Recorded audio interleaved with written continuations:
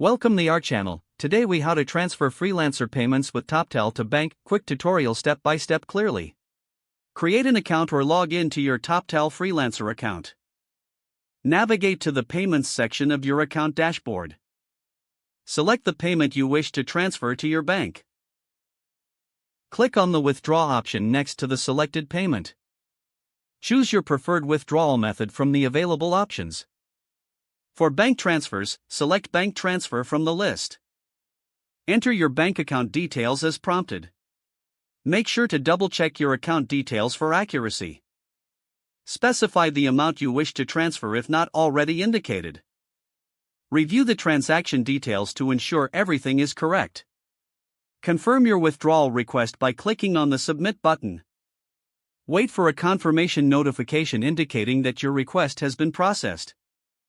After processing, check your bank account for the transferred funds. Be aware that transfer times may vary depending on your bank's processing schedule. If you encounter any issues, consult the Toptal support resource for assistance.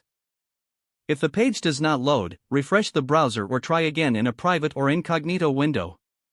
Make sure you are using the correct email address, then retype it carefully to avoid small typos. If your password is not accepted, use the reset option and create a new strong password you can remember.